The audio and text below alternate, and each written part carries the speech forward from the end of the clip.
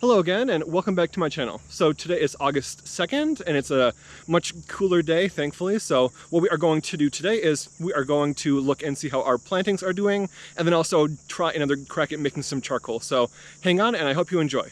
If there are any first-time viewers out there, my name is Ben, and I founded Carbsack, my business, to try and make a difference in climate change. So what I'm doing, as you can see behind me, is I am farming some carbon, specifically miscanthus giganteus, and I turn that carbon into charcoal, then I use that charcoal to lock away the carbon forever.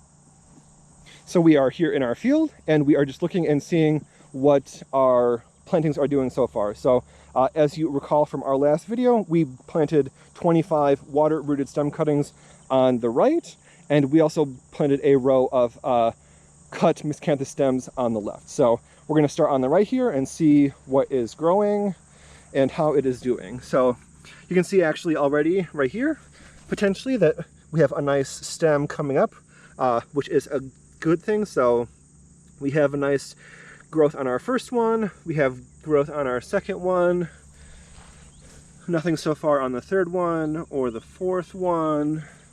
We're just going to go through here and see how many we see that have some growth on them. So there's some growth, a little bit of growth right there on this fifth one, and also a spider maybe.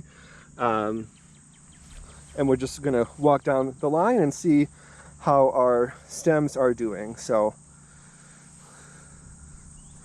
probably not going to get something from all of them, but hopefully a number of them.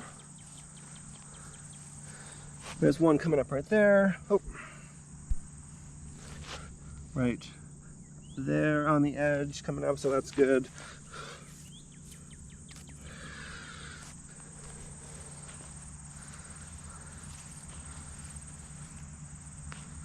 Four so far on the water-rooted stem cuttings, not too bad. Then we're going to also do a little check on our stems that we put directly into the soil and see how they are doing. So that is, as I said before, the preferred method because it's super easy. And I can already tell you, I see some stems coming up. So as you recall from the video, I basically double planted everything along this line right here. So it's only been 2 weeks, which for these is pretty quick, but it has been nice and moist, thankfully, recently. So you can see right there, we already have one poking through. There's another one. There's a third one. Potentially some there, kind of hard to tell.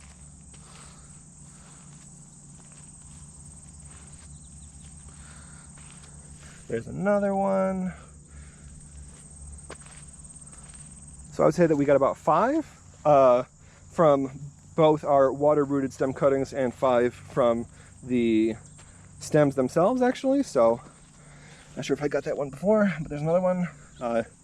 Which 5 for the just cut stems I think is quite good, actually, because it's only been a couple weeks and we're already seeing some shoots. So 5 for each, with a big bias towards the front of the row for some reason.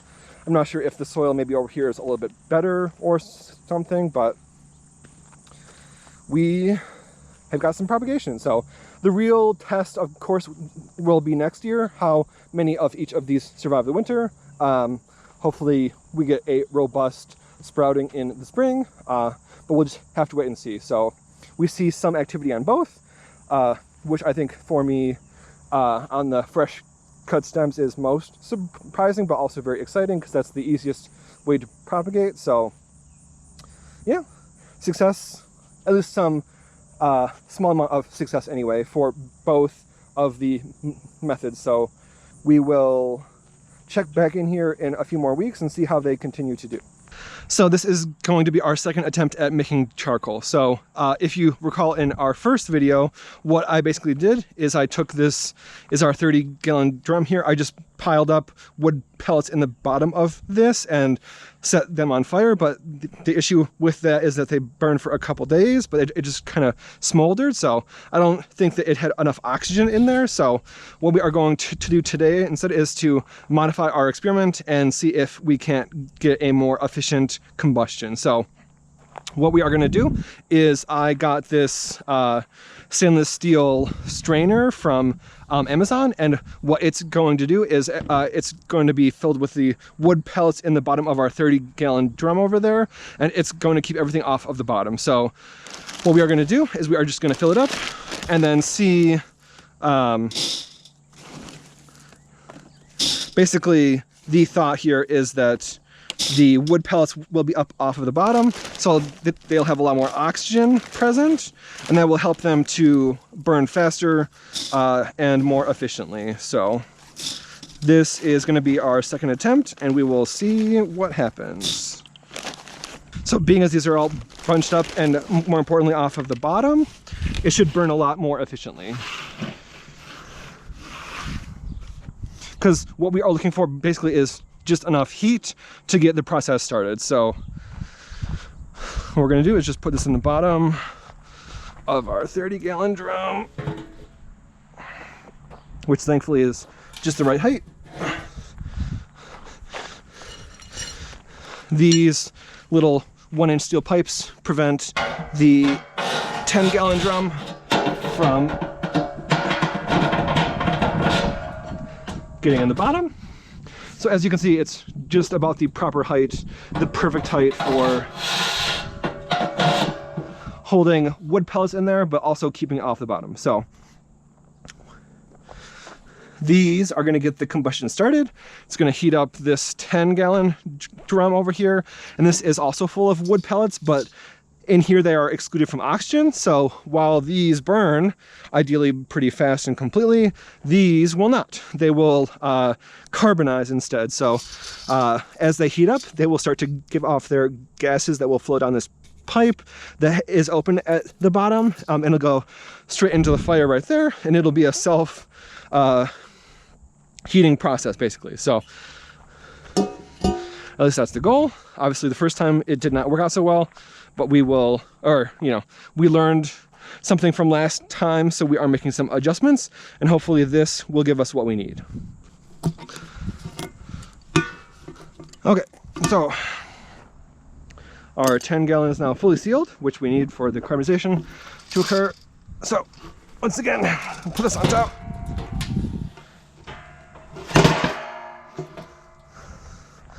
Of the, or inside of the 30, like so.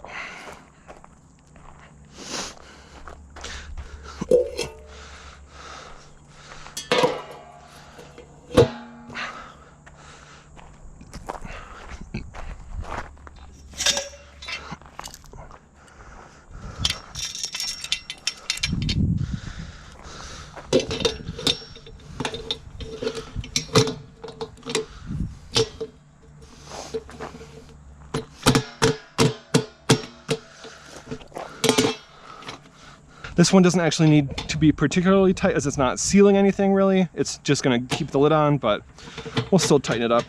So I'm not actually going to use the insulation. I was putting it on there, but I noticed it was kind of covering up some of the air holes actually. So to me, that's more important than the extra insulation that I would get from having it on there. So I'm going to say no to the insulation today, put it back,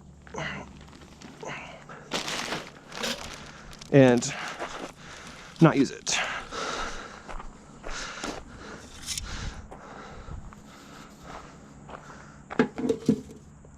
Okay, just to recap, what we have is our 30-gallon drum. Inside of it is our 10-gallon drum. Then if you look on the very bottom, instead of having the wood pellets just on the floor of this like we did last time, we actually have them in a container. So we're gonna light this up and then check on it tomorrow. So hopefully it'll burn a lot faster, more completely, as it has better oxygen in there. And makes us some charcoal. So I'm gonna light it up and then we will see how it goes.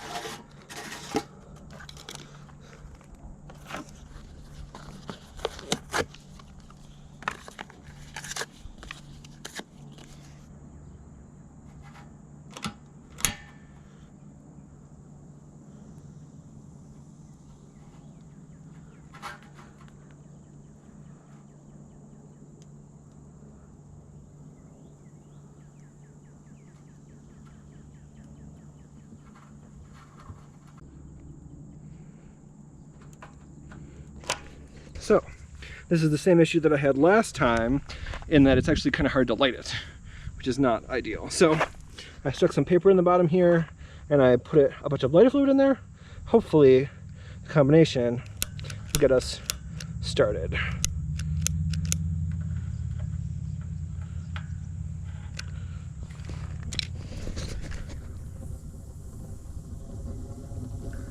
Okay, I'm gonna back away now.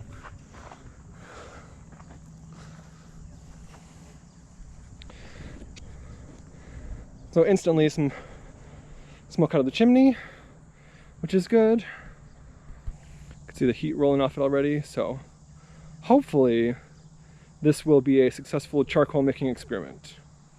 So our fire is now going, thankfully, or at least it started. Let's hope it stays that way, but I will come back here tomorrow, check it out, and see if we made any charcoal. So until then. So we are back here again. It's been 2 days now since the fire first started, and we are going to see if we made any charcoal. So already I see that it is a lot more worn on the outside, which is a good start. So let's open her up and see what we did.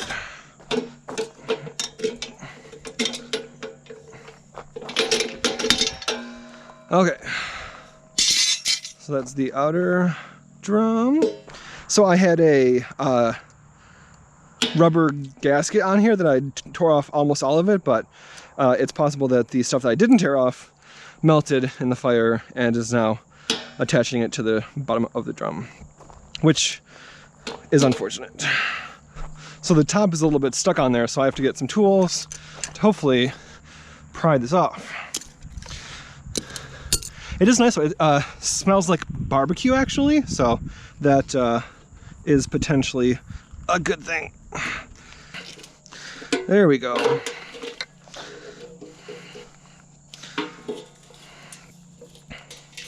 Yeah, that was the glue from last time. So, as you can see, definitely a lot more combustion than last time, which hopefully is good for our charcoal.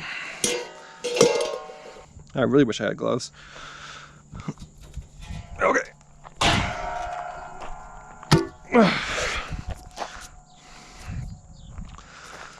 As you can see, the pellets in the container fully burned, which is exactly what we were hoping they would do. So that is good.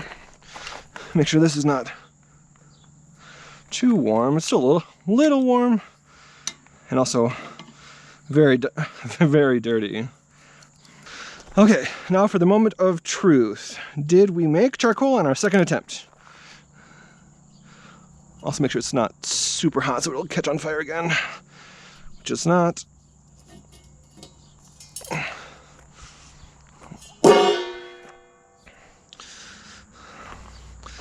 The answer is somewhat.